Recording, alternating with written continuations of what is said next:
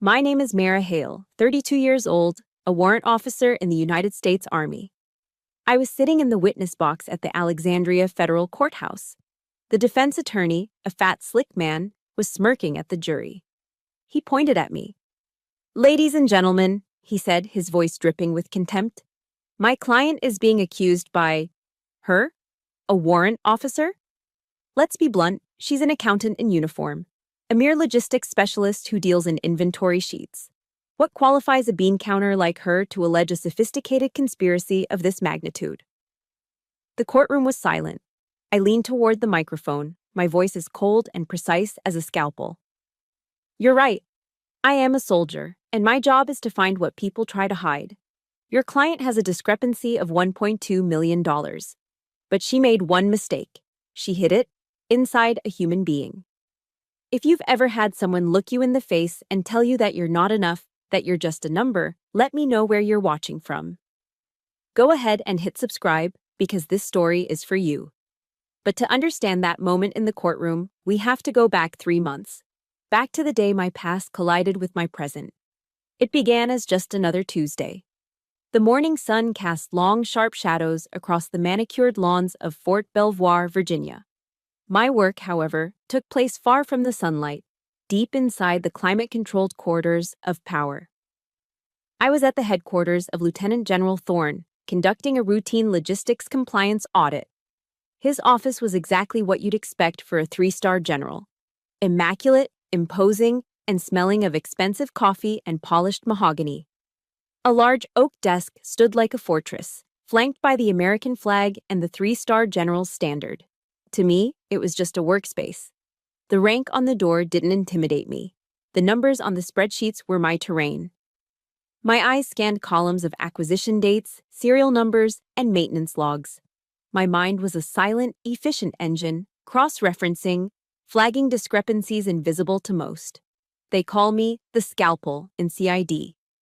Not because I'm a threat in a fight, but because my precision in an audit can cut a criminal enterprise out of the Army's books without anyone realizing they're bleeding until it's too late.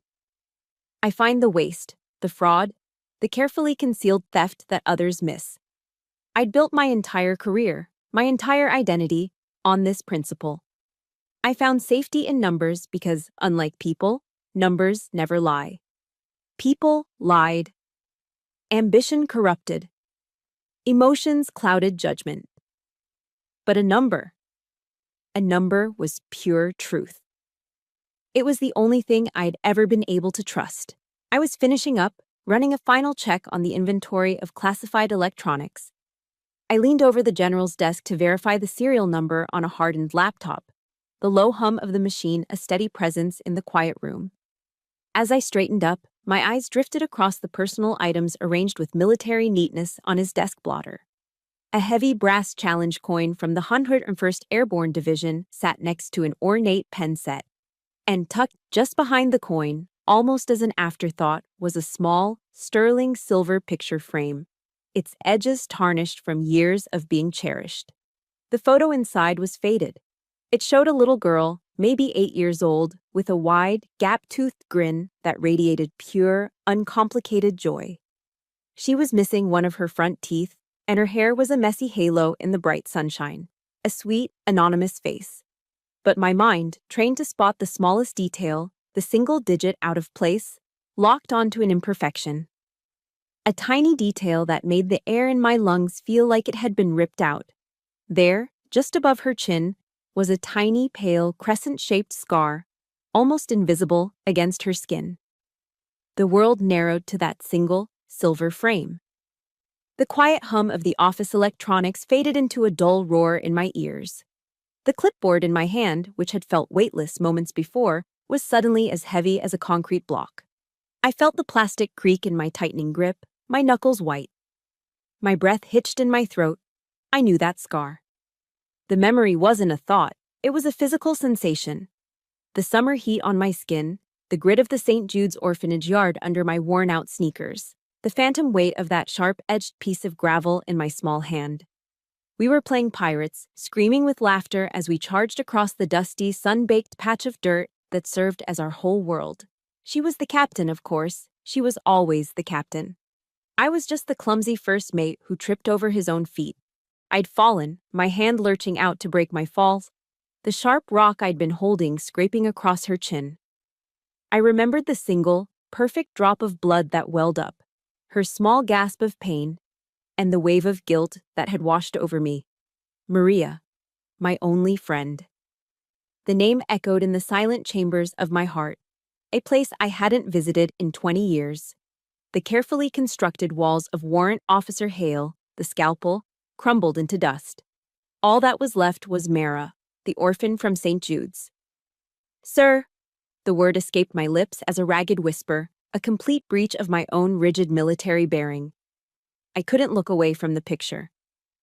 "Sir, I know this girl." My voice cracked. We were at St. Jude's together. General Thorne, a man who commanded thousands of soldiers and controlled billion-dollar budgets, went completely still. He had been reviewing a report, his posture one of effortless command. But at my words, the man disappeared and the mask of the general shattered. The change was terrifying to watch. The steel in his eyes dissolved into something raw, fragile, and utterly human. He shot up from his leather chair so fast it screeched against the polished floor, the sound violent in the quiet office. His voice, when it came, was not the measured baritone of a commander. It was the choked, broken rasp of a grieving father. "That's impossible." He stared at me, his eyes wide with a wild, desperate hope that was painful to see. He crossed the room in 2 strides and snatched the frame from his desk, holding it as if it were a holy relic. "That is my daughter, Era." His voice broke on her name. She was kidnapped from a park in Arlington 15 years ago. 2 names, 2 stories, 1 scar. And in that deafening, heart-stopping moment of collision, as I looked from the girl in the photo to the broken man in front of me, I knew. I knew with a certainty that was as cold and hard as the numbers I trusted. I knew who stood in the middle of it all. Standing in the general's office, I was no longer Warrant Officer Hale. I was back at St. Jude's. Back to the place where I learned my first lesson: I was nothing. St. Jude's orphanage wasn't a home. The sisters who ran it tried to make it one, with their gentle hymns and worn-out Bibles, but their efforts were smothered by the building itself. It was an institution, plain and simple. The air was heavy with the sterile, chemical tang of industrial bleach and the thin, watery smell of cheap cabbage soup that seemed to seep into the very plaster. The walls weren't a cheerful yellow or a calming blue. They were a dull, lifeless battleship gray, the kind of color that absorbs light and hope in equal measure. Every sound echoed in the long, linoleum-tiled hallways. The squeak of our shoes, the clang of a dropped spoon, the rustle of our thin, scratchy blankets at night. Everything and everyone was managed by the director, Mrs. Albright. She was a tall, severe woman with hair pulled back into a bun so tight it seemed to pull the skin taut across her cheekbones. Her eyes were the color of a winter sky, and they never, ever smiled. They didn't show anger or kindness, they just calculated. The only thing she ever carried was a large, black, leather-bound ledger. It never left her side. It was her Bible, her constant companion.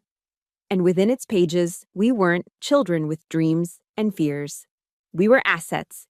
We were line items, mouths to feed, beds to fill, expenses to be managed, and ultimately, just numbers on a page. I learned that lesson before I even knew what a ledger was. I was a quiet child, observant. It was my defense mechanism in a world that was too loud and too harsh. And one winter, when I was about 9, I noticed something. A local church had run a coat drive for us, and the donation bins in the storage room were overflowing with brand new, puffy winter jackets in bright, beautiful colors. I counted them, 75 coats. But later, I overheard Mrs. Albright telling a state inspector that the orphanage had only received 45. I saw the number written in her neat, precise handwriting in the ledger. Donated goods, winter apparel, 45 units. Thinking I was being helpful, that I had found a simple mistake, I sought her out. I found her in her office, the smell of mothballs and old paper thick in the air. I pointed out the discrepancy, my small voice barely a whisper. Ma'am, I counted. There are 30 more coats in the storage room. She didn't thank me. She didn't even look surprised. She simply placed her pen down, folded her hands on top of her ledger, and stared at me. The silence stretched, and I felt myself shrink under her cold gaze. Hale, she finally said, her voice like ice cracking. She always called us by our last names, like we were recruits, not children. You are a number here, honey. Number 117, to be precise. Don't you ever forget that. And don't you ever try to be anything more. That was it. Dismissed. I walked out of that office with her words branded onto my soul. I was just a number. Insignificant. Replaceable. But Maria was different. She wasn't a number. She was a firework. She had a spirit that the gray walls of St. Jude's couldn't contain. She believed in things. She believed in fairy tales, in happy endings, and in the inherent goodness of people. A belief I had lost long ago. I remember one Thanksgiving, a wealthy benefactor from a local corporation, a man with a kind smile and a shiny car, arranged for a full catered dinner to be delivered to us. For one glorious hour, the dining hall smelled not of cabbage, but of roasted turkey, savory stuffing, cinnamon, and pumpkin pie. We stared at the feast, our eyes wide with disbelief. It was a miracle. But the moment the benefactor's car pulled out of the driveway, Mrs. Albright clapped her hands sharply. "All right, that's enough," she announced. Her staff began clearing the tables, packing the glistening turkey and the perfect pies back into their aluminum trays. "This food is far too rich for your systems," she explained to our crestfallen faces. That night, for Thanksgiving dinner, we ate stale bread dipped in thin, lukewarm soup. The next morning, I was awake before dawn, and I watched from a grimy dormitory window as Mrs. Albright's brother-in-law loaded the back of his pickup truck. It was filled to the brim with our Thanksgiving dinner. She hadn't thrown it away. She had stolen it. She had stolen our one day of joy. If you've ever had something you were looking forward to cruelly taken away, hit that like button. And in the comments below, just type one word. Unforgivable. Because that's exactly what it was. And then, one day, Maria was gone. It was a Tuesday, just like any other. But at breakfast, her seat was empty. Mrs. Albright stood before us, her ledger tucked under her arm, and made the announcement in her usual flat, emotionless tone. Maria Hale, she told us, had been adopted by a wonderful family in a distant state. Just like that. No goodbye, no forwarding address, no chance to hug my only friend one last time. She just vanished. A number erased from one column and, I would later learn, entered into another. The cold, wrong feeling of her disappearance never left me. It settled deep in my bones, a permanent chill that no donated coat could ever warm. Mrs. Albright had taught me my lesson well. I was a number, and numbers were meaningless unless they were part of a system you controlled. So, on my 18th birthday, I walked out of St. Jude's and into an Army recruitment office. I enlisted. I joined a world where numbers meant everything. They meant order, discipline, and structure. They meant a rifle serial number, a grid coordinate, a mission timeline. In the Army, I could finally take the very thing that was meant to make me feel worthless and turn it into a weapon. I joined the Army to get away from Mrs. Albright, but I quickly learned that the world is full of its own Albrights. They just wear different uniforms. Becoming a warrant officer in the Criminal Investigation Command, CID, isn't the glamorous path you see in movies. It's not about kicking down doors or high-speed chases, at least not for me. The special agents, the ones with the badges and the bravado, they handle the murders, the assaults, the headline-grabbing crimes. Me? I follow the numbers. I hunt in the digital wilderness of procurement contracts, deployment manifests, and financial disclosures. I am a forensic accountant with a top-secret clearance and a service weapon I rarely unholster. It's a quiet, meticulous, and often thankless job. And no one made that clearer than my direct superior, Colonel Jennings. He was a man carved from the old Army mold, broad-shouldered, gravelly voiced, with a firm belief that real soldiering involved mud and gunpowder, not spreadsheets and calculators. He never hid his disdain for my work. In our weekly briefings, surrounded by agents who had spent their week interviewing witnesses to violent crimes, he would inevitably turn to me, a dismissive smirk playing on his lips. "Hale," he'd drawl, making sure everyone in the room was listening. "When are you going to stop playing with your spreadsheets and get out there and do some real soldiering?" He coined the name for me himself. To Colonel Jennings and soon to the rest of the unit, I was the accountant in uniform. It wasn't a compliment. It was a label meant to diminish, to separate my work from the real work of CID. The label stuck, and it became the lens through which he viewed every piece of intelligence I brought him. About a year ago, I stumbled upon a pattern while auditing fuel contracts for a forward operating base in Afghanistan. It was subtle, just a few cents overcharge per gallon here, a few phantom shipments there. But the numbers added up. Over 6 months, it amounted to nearly $500,000. It was a sophisticated fraud, buried under layers of subcontracting and forged delivery receipts. I spent weeks piecing it together, my findings culminating in a 40-page report that laid out the entire scheme. I presented it to Jennings in his office, feeling a rare flicker of pride. I had found the ghost in the machine. He took the report, his eyes scanning the executive summary with impatience. He flipped a few pages, his expression unchanging. Then he tossed it back onto his desk. The slap of the binder against the wood echoed the slap of Mrs. Albright's ledger. "You have no hard evidence, Hale," he said, his voice flat. "You've got a pile of numbers and a theory. Stop wasting my time with these half-baked conspiracies."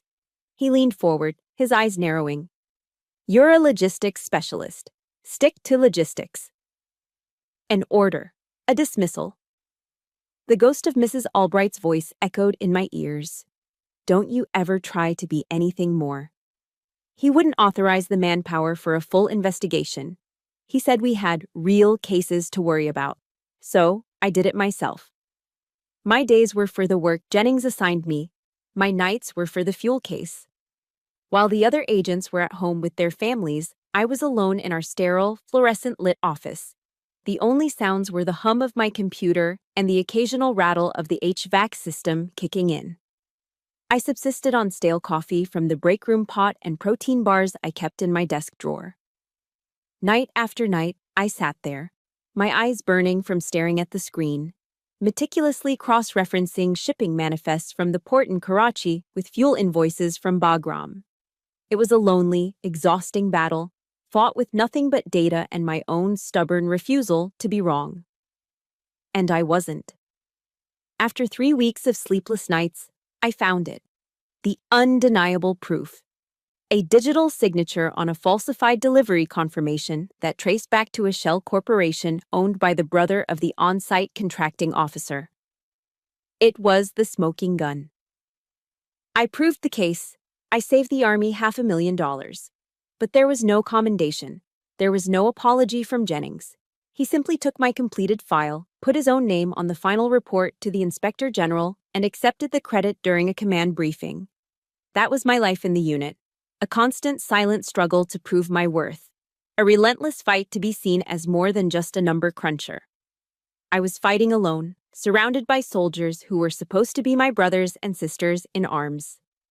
The only glimmers of light came from the most unexpected places. It was late one night, probably 2 in the morning, during that fuel investigation. I was slumped over my keyboard on the verge of giving up, the sheer volume of data threatening to swallow me whole. The office was dark except for the glow of my monitor. Suddenly, a shadow fell over my desk. I looked up to see Chief Warrant Officer Thompson from Food Service. He was a quiet, older man with kind eyes and hands permanently stained from years of working in Army kitchens. We'd never spoken more than a few words in passing. He didn't say much. He just placed a steaming ceramic mug of coffee on my desk. Real coffee, not the sludge from the break room. He must have brewed it himself. He gently patted my shoulder, his touch surprisingly steady. "Scalpel," he said, using my nickname with a respect Jennings never showed. "Don't let the bastards grind you down." And then he was gone, his footsteps silent down the empty hall. It was such a small gesture, a cup of coffee and 10 quiet words. But in the crushing isolation of that moment, it meant the world. It was a lifeline. It was a quiet acknowledgement from one overlooked soldier to another. It reminded me that even in the shadows, I wasn't entirely invisible. The shockwave that hit General Thorne's office lasted only a few seconds. The ghost of little Mara, the orphan girl trembling with a memory she thought she'd buried, receded. In her place, CID investigator Hale took control. His grief was a tangible force in the room, a raw, gaping wound. But I was a soldier on duty, and I had just identified a threat. "Sir," I said, my voice steady and even, cutting through the heavy silence. The calm authority in my tone was deliberate, designed to pull him back from the edge of his personal abyss. He looked up, his eyes unfocused, lost in a 15-year-old nightmare. I held his gaze. "With all due respect, General, I don't believe your daughter was kidnapped in the way the police thought. I believe she was sold." I let the ugly word hang in the air between us. I believe she was moved through a corrupt adoption ring operating out of St. Jude's orphanage. I took a breath, delivering the final, critical blow. And I believe Mrs. Albright is the one who ran it. For a moment, the broken father vanished, and the three-star general returned. The grief in his eyes hardened into something else, a cold, brutal resolve. Steel replaced the sorrow. "I'll have her arrested," he growled, his voice low and dangerous. He reached for the secure phone on his desk, his knuckles white. "I'll have a team from the Provost Marshal's office pick her up within the hour." "No, sir," I interrupted, a breach of protocol I wouldn't have dared with any other officer. "You can't." He froze, his hand hovering over the phone, his eyes flashing with anger. "Sir, the original case is a 15-year-old civilian kidnapping. It's cold, and it's outside of CID's jurisdiction. A military arrest would be thrown out, and it would tip our hand. She would lawyer up and bury any evidence so deep we'd never find it." He stared at me, the gears turning behind his eyes. I pressed my advantage, my mind racing, connecting the dots just as I would with any financial crime. "But," I said, my voice lowering slightly, "St. Jude's has received millions of dollars in federal grants over the past 2 decades. A significant portion of which, according to public records I've seen, came from Department of Defense outreach programs. This was my territory. This was where the numbers lived. That gives my office jurisdiction, sir. Not for kidnapping, but for a financial investigation into fraud, waste, and abuse of federal funds directed at the orphanage." It was a legal loophole, a backdoor, but it was the only way in. The rage drained from his face, replaced by a calculated stillness. The full weight of his position, his power, seemed to settle back onto his shoulders. But then, as he looked at me, a low-ranking warrant officer standing in his imposing office, it all fell away again. The stars on his collar seemed to disappear. He wasn't a general anymore. He was just a man who had lost his child. "Warrant officer," he said, and his voice cracked, the sound of a man holding on by a thread. He sank back into his chair, the powerful frame suddenly looking frail. "My command authority. I can't officially task you with this. It would be a gross overreach." He looked down at his hands, then back up at me, and his eyes were pleading. "But as a man, as a father, I'm asking you. Please, find my daughter." That was it. That was the moment that changed everything. All my life, I had been a number, a line item, an accountant in uniform to be dismissed or used.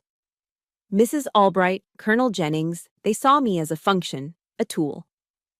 But this man, this powerful, heartbroken general, saw me. He wasn't giving me an order. He was asking for my help. He needed me. And for the first time in my 32 years, I felt the profound, staggering weight of someone's absolute trust. The invisible girl from St. Jude's, the one who was told to never be anything more than a number, was now the only hope for one of the most powerful men in the country. "I'll do it, sir," I said, my voice firm with a newfound purpose. There was no hesitation. This was my mission now. He gave a sharp, decisive nod, the general returning for a final, crucial act. He picked up his phone. I can't officially interfere with your investigation, Hale, he said, his voice now laced with cold steel. But I can clear the road for you. He pressed a button on the console. Get me Federal Judge Marks on the line, he commanded his aide. Tell his clerk this is a matter of national security. The weight of those two words could move mountains in Washington. He locked eyes with me as he waited, the phone pressed to his ear.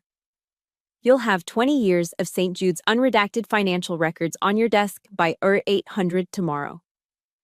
A connection was made on the other end of the line, and he turned away slightly, his voice dropping. Mark, it's Thorne. I'm calling in a favor. He hung up a few moments later and looked at me, his expression a grim mask. The alliance was forged. He was the power, and I was the weapon. Go get that monster, warrant officer. I left General Thorne's office walking on air, feeling a sense of purpose I hadn't felt in years. The mission was no longer an abstract hunt for financial ghosts in the machine. It was for a little girl with a gap-toothed grin. It was for Maria. For the first time, my unique skills felt less like a defense mechanism and more like a righteous weapon. The quiet hope humming in my chest was an unfamiliar, welcome warmth against the cold I'd carried for so long. The feeling lasted for the 30-second walk from the command wing back to the CID section of the building. But the second I pushed through the keypad-locked door into my own office, I hit a wall. That wall's name was Colonel Jennings. I hadn't even made it back to my desk, my mind already outlining the first steps of the investigation, when my desk phone began to ring. A shrill, piercing sound in the relative quiet of the office. I didn't even need to look at the caller ID. Only one person used the internal line with that kind of impatient urgency. I picked up the receiver. Hale. My office. Now, he growled, and the line went dead. No greeting, no preamble, just a summons. The walk to his office, a path I'd taken 1,000 times, felt different. Each step seemed to pull me further away from the light of General Thorne's trust and deeper into a familiar shadow. The low hum of fluorescent lights, the quiet clatter of keyboards from other agents in their cubicles, the smell of burnt coffee from the break room, it all felt oppressive. The warmth of my new purpose was already cooling, replaced by a knot of dread twisting in my stomach. When I stepped inside his office, the atmosphere was thick enough to choke on. Jennings wasn't behind his desk. He was standing by the window overlooking the vast gray parking lot, his hands clasped behind his back. He held himself with the rigid stillness of a predator waiting for its prey to wander into the trap. He didn't turn as I entered and closed the door behind me with a soft click. Warrant Officer Hale, he said to the glass, his voice deceptively soft, carrying a dangerous razor-thin edge. He finally turned, his eyes like chips of granite, cold and hard. What in the hell were you doing in General Thorne's office?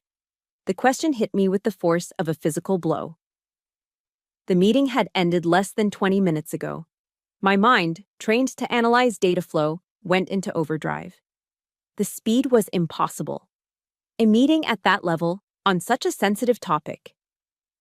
For the information to travel from a 3-star general's office to his, it wouldn't go through normal channels. It would require a direct, privileged line of communication. A chill that had nothing to do with the office's aggressive air conditioning snaked its way up my spine. I willed my training to take over. I pulled my professional mask on, smoothing my features into a neutral slate. My posture instinctively shifted to a rigid, formal attention. Colonel, I was pursuing a lead on potential fraud of federal funds involving a civilian contractor. It was the official, sanitized truth. Jennings let out a short, ugly bark of a laugh. It was a sound entirely devoid of humor. A civilian contractor? He scoffed, his boots making no sound on the government-issue carpet as he moved toward his desk. Let's cut the crap, Hale. You mean St. Jude's Orphanage, don't you? And a director by the name of Mrs. Albright? My blood ran cold. The dread in my stomach tightened into a painful, nauseating knot. He didn't just know about the meeting, he knew the names, the specifics. This wasn't a guess, it was confirmation. Someone hadn't just reported my presence, they had reported the entire conversation. Before I could process the implications, he was standing in front of me, his larger frame invading my personal space, forcing me to crane my neck slightly to meet his gaze. It was a classic power move, and he knew it. "Warrant officer," he said, his voice dropping to a low, conspiratorial whisper that was more menacing than a shout. "Let me give you a piece of advice. Mrs. Albright is a pillar of this community. She sits on charity boards, she attends fundraisers with senators and congressmen. She has friends in very, very high places." He paused, letting the weight of his words sink in, his eyes boring into mine. Places much higher than a 3-star general who spends most of his time worrying about budgets. The threat was no longer veiled. It was a declaration. He was telling me Thorne's power, which had felt so absolute just moments before, had its limits. And we were about to find them. He backed away and settled into his large leather chair, steepling his fingers in a gesture of calm, unassailable authority. He looked at me as if I were a malfunctioning piece of equipment. "Look, Hale, I know you get a kick out of your numbers. It's what you do. You did good work on that fuel contract thing." The praise was a poisoned dart, meant to soften me up before the kill. But this is a different league. This isn't about some greedy contractor trying to skim a little off the top. This is about people who can end a career with a single phone call. Do you understand me? He leaned forward, his voice hardening into a command. "There is no case here, just some minor accounting errors in an old, dusty file. You will let it go. You will go back to your desk, and you will focus on the logistics audits I assign you. This investigation is over." It was a direct, unlawful order to obstruct justice. He was telling me to stand down, to abandon the only real lead in a 15-year-old crime, to abandon Maria, to abandon General Thorne.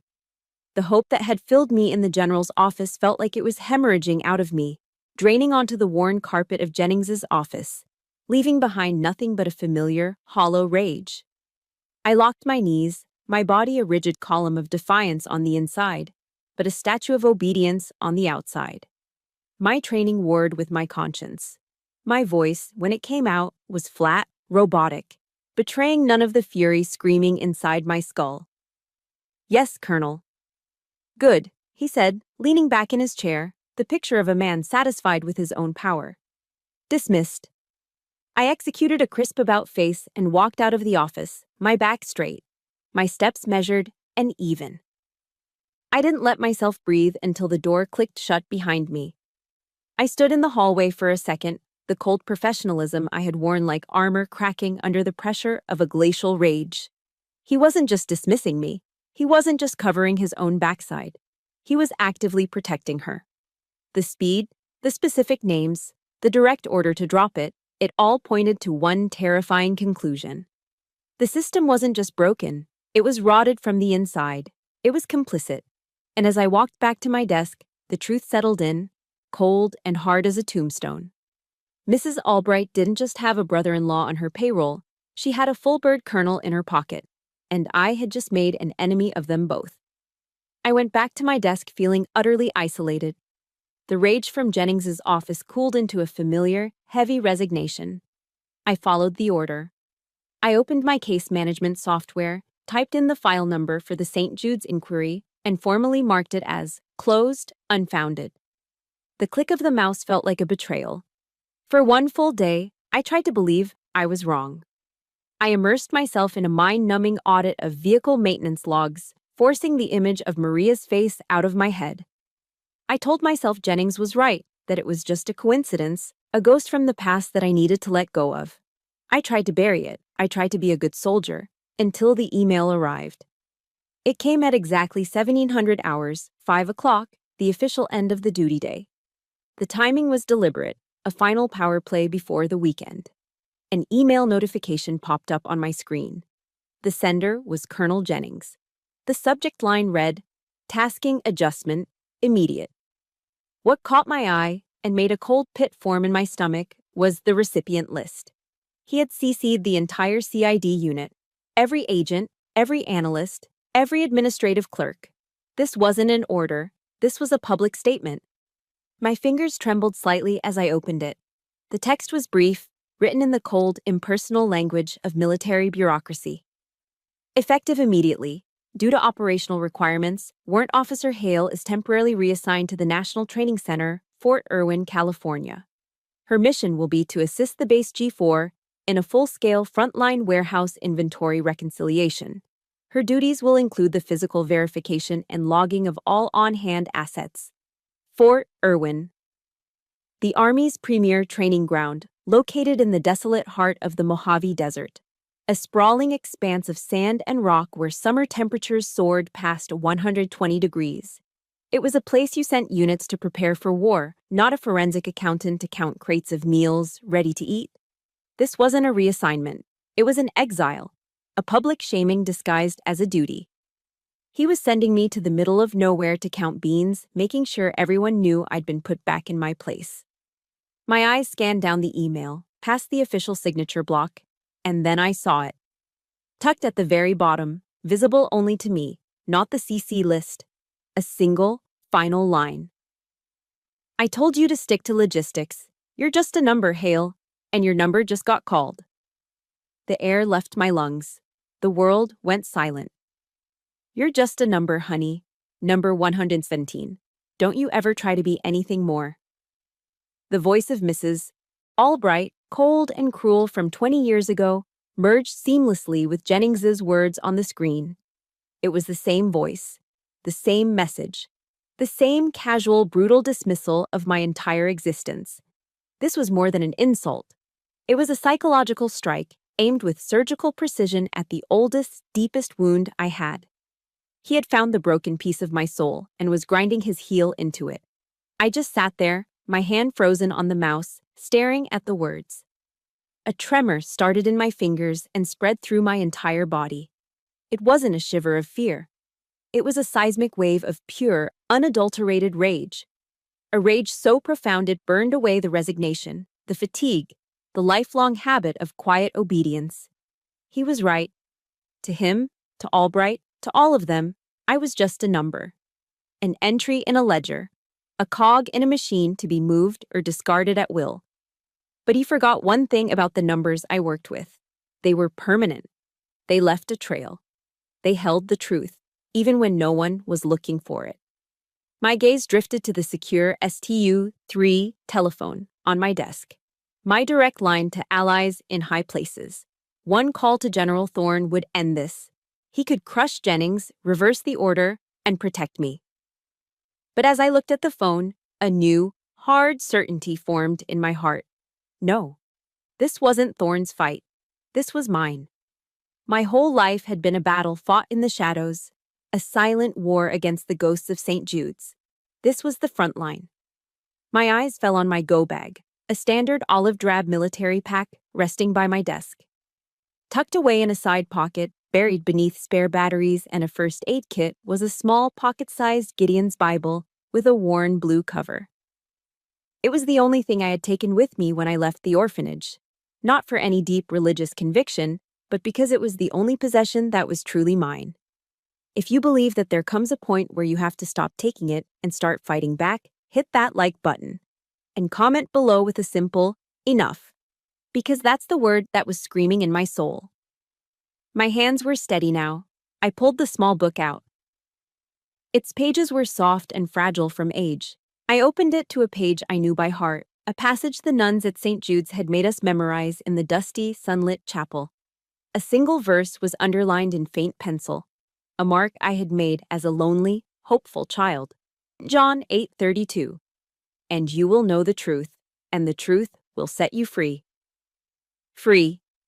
The word resonated through me, not as a prayer, but as a plan of action. I stood up. The chair scraped against the floor, the sound decisive in the quiet office. Colonel Jennings had given me an order. He thought he had won, that he had exiled the problem.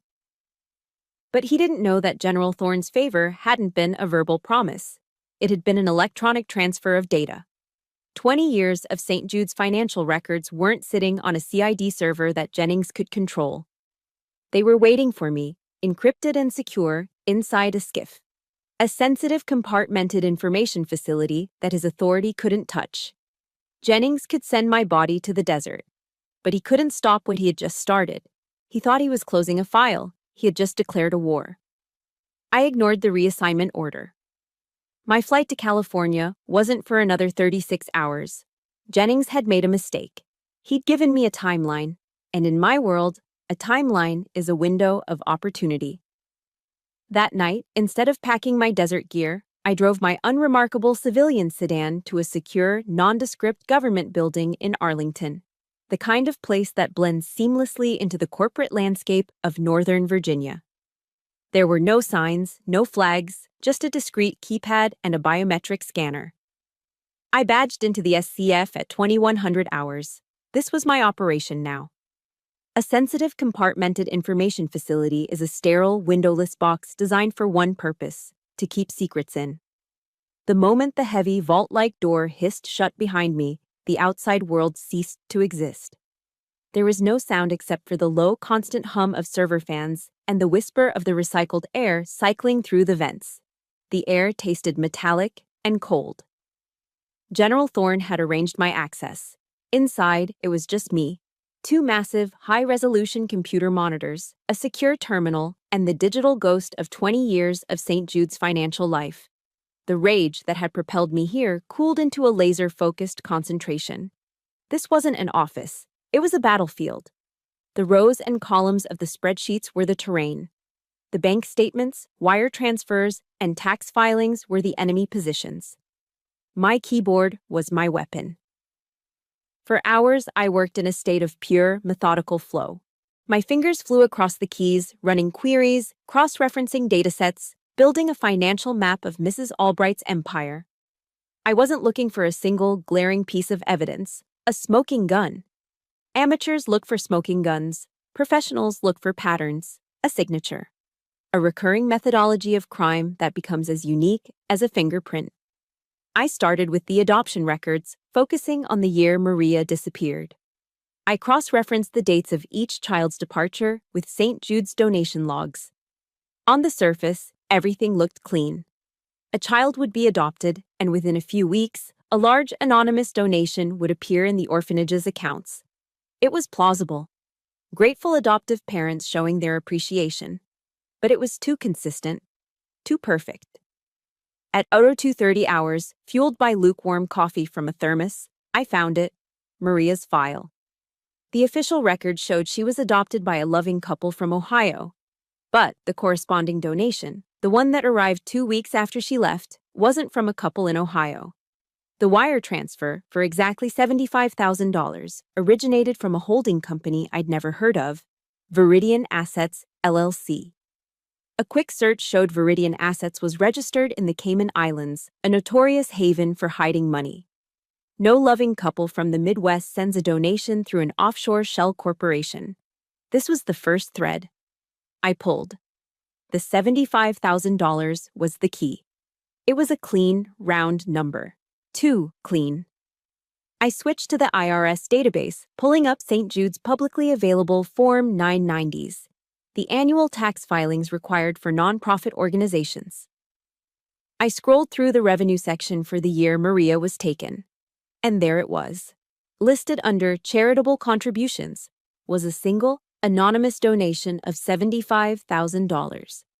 Albright wasn't just taking money, she was laundering it.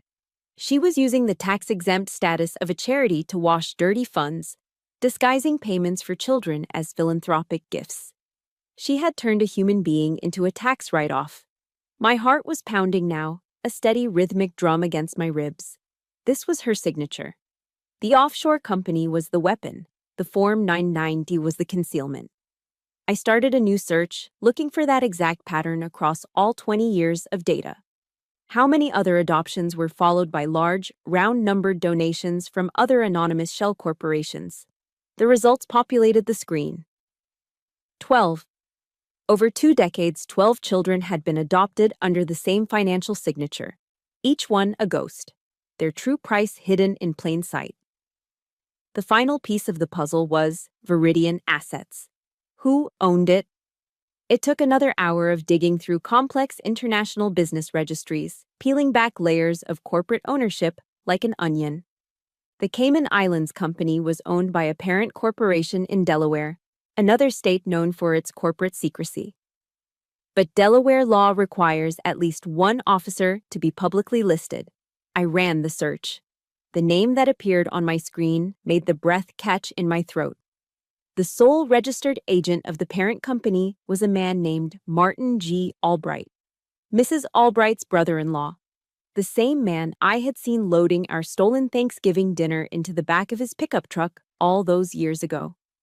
A slow, cold smile spread across my face. It wasn't a smile of happiness. It was a smile of grim, absolute certainty. The kind of smile a predator makes when it finally has its prey cornered. Mrs. Albright had built a fortress of paperwork and bureaucracy, a castle of lies protected by powerful friends and the world's indifference. She believed no one would ever care enough to look, that no one would have the skill to navigate her maze. She counted on the fact that the children she sold were invisible, worthless numbers in her grand calculation. But she made one fatal miscalculation.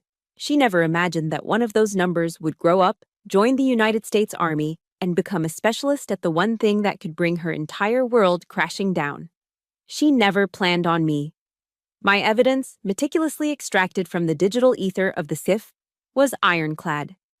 It was enough for the U.S. Attorney's Office to convene a grand jury, which promptly returned a federal indictment against Mrs. Albright on 12 counts, including wire fraud, money laundering, and conspiracy.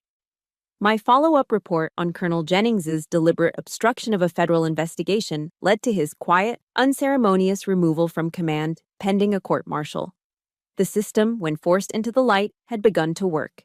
And now, 3 months later, here I was, back where this story began, in the witness box of the Alexandria Federal Courthouse, facing Mrs. Albright's high-priced defense attorney. He was exactly the kind of man I expected. Overweight in an expensive suit, with a pinky ring that caught the light and a condescending smirk that never left his face. He was pacing in front of the jury box, his folksy charm just a thin veneer over a predator's instincts. He was in the middle of his cross-examination, and he was moving in for the kill. "So, Warrant Officer Hale," he began, his voice dripping with false deference. "Let's be clear for the jury. You have no formal training in child psychology, is that correct?" "That is correct," I answered, my voice even. "And no field experience investigating child abduction cases?" "Correct." "No specialized background in criminal profiling whatsoever?" "That is also correct." He stopped pacing and turned to face me fully, his smirk widening. He let the silence hang in the air for a dramatic beat. "So," he said, leaning against the railing of the jury box as if sharing a secret with them, "at the end of the day, you're a logistics specialist, aren't you? Your job is inventory." "Correct." My answers were short, crisp, giving him nothing to work with, but he thought he had me.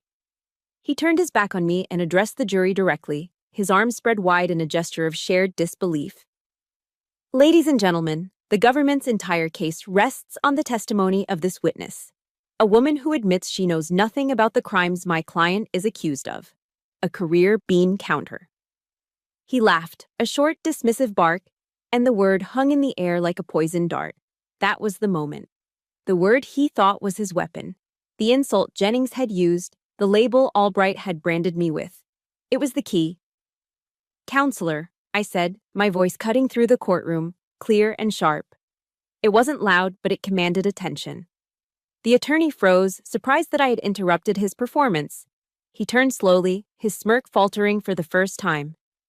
"It is precisely because I am a logistics specialist that I caught your client," I stated, leaning slightly toward the microphone. I could feel every eye in the room lock onto me, the jury, the judge, the spectators, and Mrs. Albright. The lawyer's face went blank. I don't understand," he stammered, thrown off balance.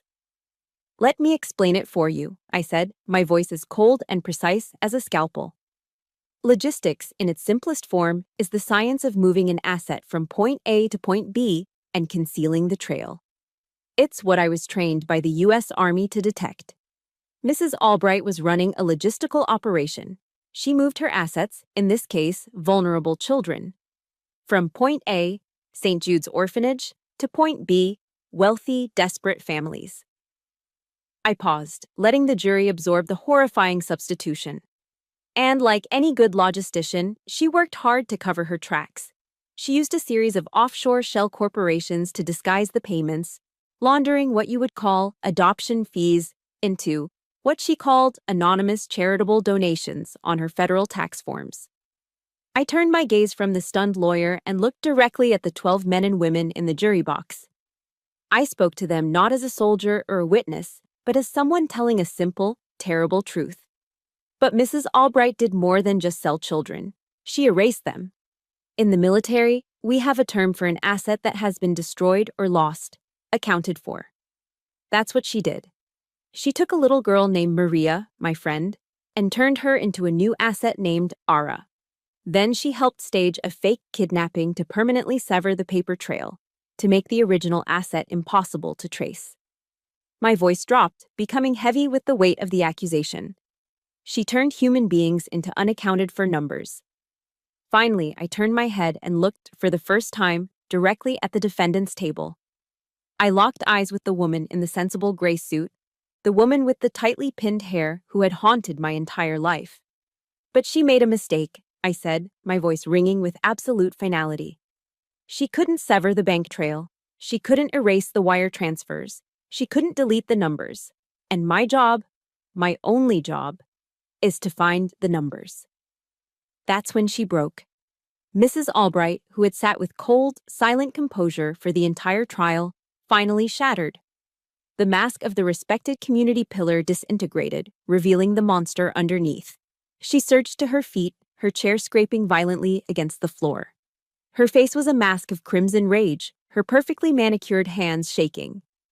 "You!" she shrieked, her voice a venomous hiss that echoed through the silent courtroom.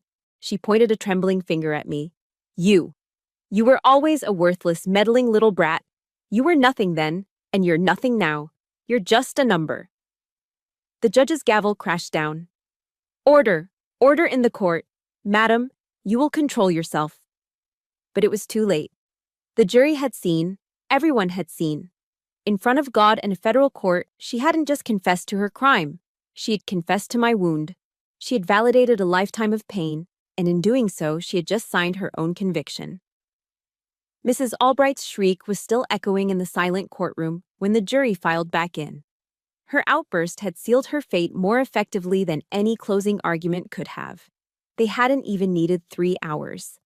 The jury foreman, a middle-aged man with a tired but resolute expression, handed the verdict form to the bailiff, who passed it to the judge. The rustle of that single piece of paper was the loudest sound in the world. The judge read the verdict, his voice a dispassionate monotone that offered no comfort to the guilty. On the charge of conspiracy to commit wire fraud, guilty. On the charge of money laundering, guilty.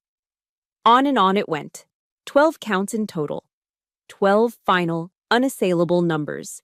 Each word landed like a hammer blow, building not a cage of steel, but one of absolute, inescapable truth.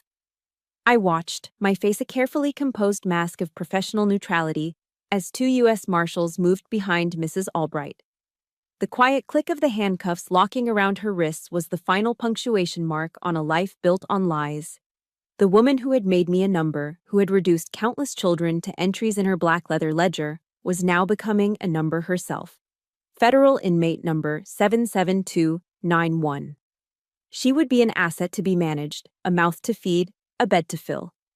The irony was devastatingly perfect. As the marshals led her past the prosecution table, her path intersected with mine for one last time. Her eyes, filled with a venomous, impotent hatred, locked onto me. Her mask of civility was gone, leaving only the raw, ugly thing that had hidden beneath it for 60 years. I didn't flinch. I didn't look away. As she drew level with me, I leaned forward slightly and said, my voice low and clear for her ears only, "The numbers don't lie, ma'am." For a fleeting second, I saw the last of her composure crack, a flicker of pure shock in her eyes before she was led away forever. I pushed my chair back and stood up, the tension of the past 3 months suddenly flooding out of me, leaving behind a profound, bone-deep exhaustion. The assistant U.S. attorney clapped me on the shoulder, his face beaming. "Great work, Hale. Truly great work." I nodded, accepting the praise, but my mind was already elsewhere. The mission was over. It was time to file my final report. I walked out of the courtroom doors and into the controlled chaos of the courthouse hallway. Reporters shouted questions, cameras flashed, but the marshals formed a protective bubble. The crowd seemed to part for me as I moved through it, and then I saw him. Standing near the far wall, away from the worst of the media scrum, was General Thorne. He wasn't in uniform. He was wearing a simple, impeccably tailored navy blue suit, but he still radiated an aura of command that silenced the space around him. He wasn't looking at the cameras or the reporters. He was just standing there, watching me. My training kicked in. I squared my shoulders and began walking toward him, my path direct and purposeful. My objective, to find my superior officer and deliver my after-action report. He saw me coming and straightened up, a silent acknowledgement passing between us. As I closed the last few feet between us in the middle of that chaotic hallway, he did something that stopped my world on its axis. General Thorne, a man who commanded divisions and conversed with presidents, slowly and deliberately drew himself up to his full, imposing height. He looked me directly in the eye, and as the cameras flashed and reporters yelled, he raised his right hand to his brow in a slow, formal, perfectly executed military salute. The hallway fell silent. The cacophony of the media died away into a collective, stunned hush. A 3-star general was saluting a warrant officer. It was a flagrant breach of protocol. It was a gesture that defied every rule of rank and custom in the book. It was the most profound and personal expression of respect one soldier could give another. It was the recognition I had unknowingly craved my entire life. In that single, silent gesture, the invisible girl from St. Jude's, the bean counter in uniform, the number that was told to never be anything more, simply vanished. A thick, painful lump formed in my throat. Hot tears pricked the corners of my eyes, but I refused to let them fall. My military bearing was the only thing I had left to hold on to. I couldn't return the salute. Protocol dictated you don't salute an officer in civilian clothes. It would have lessened the meaning of his gesture. Instead, I did the only thing I could. I snapped my body to the rigid, formal posture of attention, my arms straight at my sides, my chin up. I held his gaze and gave a single, sharp, decisive nod. Sir. That salute wasn't a medal to be pinned on a uniform. It was more than that. It was absolution. It was a silent, powerful acknowledgement that washed away every insult, every dismissal, every moment of doubt I had ever felt. It was a voice, louder than all the others, that said, "You are not a number. You are a hero. And I see you." As General Thorne slowly lowered his hand, the noise of the hallway rushed back in, a chaotic wave of sound. But he seemed oblivious to it. He ignored the shouting reporters and the flashing cameras. He looked at me, and with all the power and protocol of the United States Army stripped away, he was just a father. He asked the only question that truly mattered. My daughter. His voice was a raw whisper, heavy with 15 years of hope and fear. I had anticipated this. From my briefcase, I pulled a single, sealed manila envelope. It was the final piece of the investigation, the one report that would never be entered into official CID files. I handed it to him. His strong, steady hands trembled almost imperceptibly as he took it. Her name is Maria, sir. She's 28 years old. And she's safe. My own investigation, conducted quietly in the weeks leading up to the trial, had found her. She's a landscape designer living in Portland, Oregon. The family who acquired her gave her a good life. They never knew the truth. They passed away a few years ago.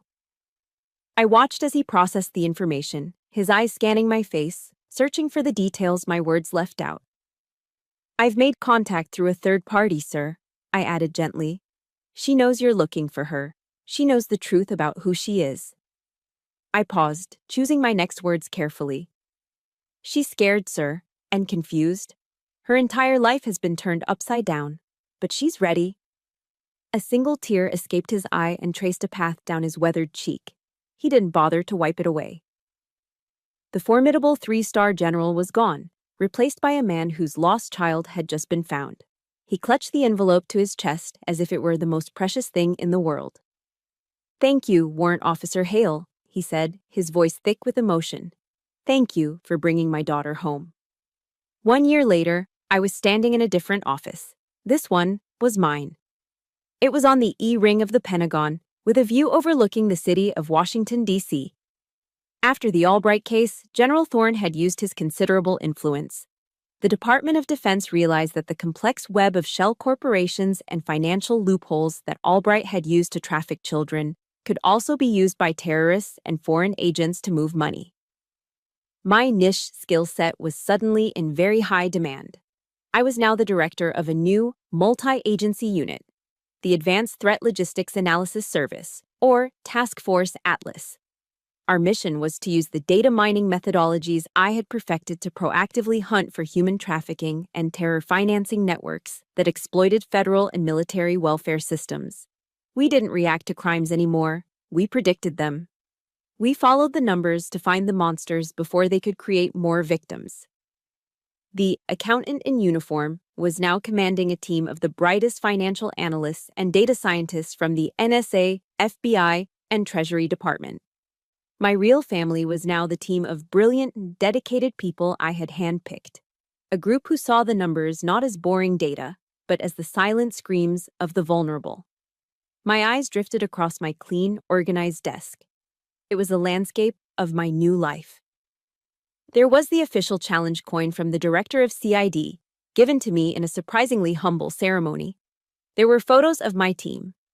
And there, sitting in a simple silver frame, was a new picture. It had been taken 2 months ago, on a sunny Saturday afternoon in General Thorne's backyard in Virginia. It was a classic American scene.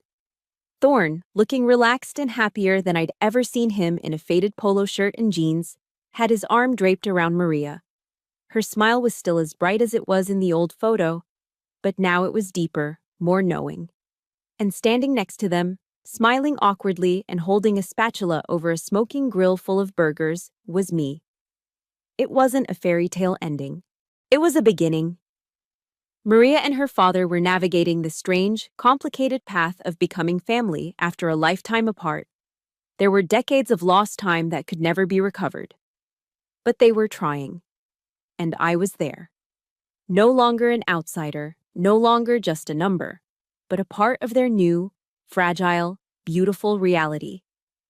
We were a family forged in tragedy, bound by truth, and learning to heal over the simple ritual of a backyard barbecue. Mrs. Albright taught me that I was a number, and in a way, she was right. I am a creature of numbers, of data, of patterns. But she, in her cold, transactional view of the world, forgot the most important variable. She forgot that in the hands of a trained American soldier, a number can become intelligence. It can become evidence, a witness, a weapon. And sometimes the most important investigations, the ones that truly define a career, aren't about the millions of dollars recovered. They're about the single life brought home. They're about finishing the mission, no matter the cost, and reminding the world of a simple, fundamental truth that the Mrs. Albrights and Colonel Jenningses of the world will never understand. No human being is ever a zero. My journey from a forgotten number at St. Jude's to the director of Task Force Atlas taught me one thing above all else. The parts of our story that we believe are our greatest weaknesses can, in fact, become our greatest strengths. Your unique experiences, even the painful ones, have shaped you into the person you are today, equipped with a perspective no one else has. If this story resonated with you and you believe in the power of rewriting your own narrative, then please hit that subscribe button and join our community here. We share stories like this every week to remind every single one of us that our past does not define our future. Thank you for listening.